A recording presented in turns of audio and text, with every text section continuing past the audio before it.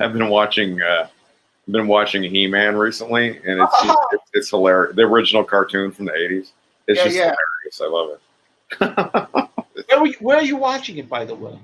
Where it's on Amazon Prime. I'm gonna check it out. I haven't seen it in a long time. It's really funny. I wasn't like super into it when I was a kid. I mean, I guess I was about the right age to be into it. Except now when I watch it, I think it's like to truly appreciate, you have to be like 5, just because of the logic in it and whatnot. Right. Like nobody can figure out that He-Man and Prince Adam are the same person, even though they both hang out with like a green talking tiger. Yeah, it's like the only difference, like visually, is they change outfits, and He-Man has like a spray tan or something. Well, the She-Ra episodes were actually. I haven't gotten to that yet. Yeah, not the new She-Ra. Avoid that shit like the plague. But the old She-Ra. Well, they had it's from the '80s. They had She-Ra. It was like a spinoff. Yeah, so the old She-Ra was actually more.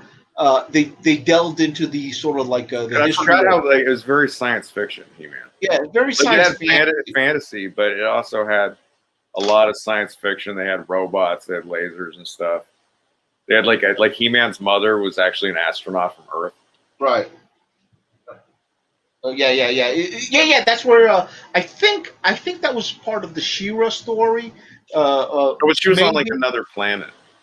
Yeah, she was on I think that's where it was started to flesh out. Whereas like she was has something to do with America again, but I don't know if that was because there was a He-Man movie with Dolph Lundgren where they get to America and because they had no budget, so they just pretended that they went to another planet. They did Battlestar Galactica, like the original one, the last season. It was the Galactica 1980. So they slashed the budget. Yeah, so it's all on Earth, right? So there's no time. Yeah, pretty much that's what they did. So I don't know if that was a tie into the movie, but I'm gonna check it out. I just remember that She-Ra delved into the back story a little bit more. Maybe it was a little darker because instead of Skeletor, who was this ridiculous character, it was sort of like a Ming the Merciless type of world conqueror. Oh yeah, they have like different like bad guys on that show. Yeah. I haven't gotten into it yet though. Yeah, so I love how everybody on He-Man is dumb though. Like He-Man's dumb and Skeletor's dumber than him, and then Skeletor's minions are the dumbest people on the show. And then one episode, Skeletor fired Beast Man just for being an idiot or on general principle because he was in a bad mood. And then Beast Man, he came up with an idea which is actually good to impress Skeletor. He kidnapped the king, who's really He-Man's father or Prince Adam's father. Right. So he successfully kidnaps the king, but then he has Prince Adam, who's really He-Man, and Man-at-Arms, and he totally has them at his mercy. Like, I forget if He-Man misplaced his sword or whatever bullshit, or Prince Adam misplaced the sword and couldn't turn it into He-Man or whatever it was, but he was at his mercy. He even hit him with like a freeze ray or something. He totally could have kidnapped them, and he didn't. It didn't make any sense. I'm like, wait, he has them at his mercy. He's not kidnapping them. And then he hit him with a freeze ray too. And he's just like, okay, you're going to wake up later or whatever. You're not the only one who noticed that. Later on, the early episodes too, like at the end of the episode, maybe they changed it later. The early episodes, the end of the episode, Skeletor and his minions would just disappear. Like they can teleport. Yeah. And how do the good guys win at the end of every episode when the bad guys can just teleport?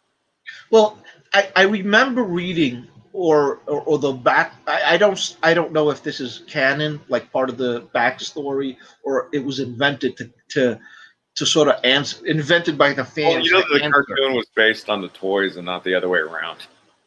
Well, it was supposed to be Conan the Barbarian toys.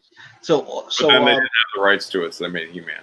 They just recolored the story, the things. But I think the backstory, whether it's official or all the villains are like bird feet too, the figures. And it's weird. I was looking at Skeletor's feet in the cartoon, and they're like normal feet and boots. But the action figures, because I looked it up like on Wikipedia before because I thought it was interesting.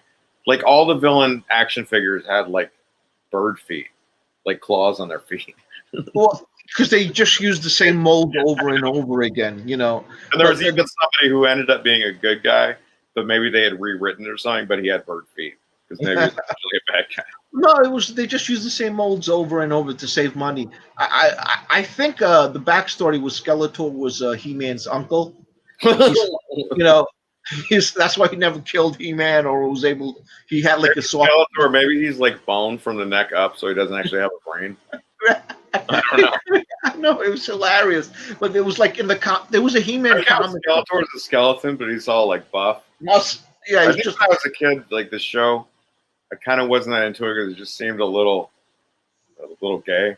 I mean, I was like a kid, but it was like a little too much like beefcake for my sensibilities at the time. well. There's actually a funny video. I think it's on YouTube or something where they have like how Adam is gay and like he comes out of His pink outfit and his mild. he has the power. He has a sword in his hand. That year, there was a glut of bird feet in the toy industry.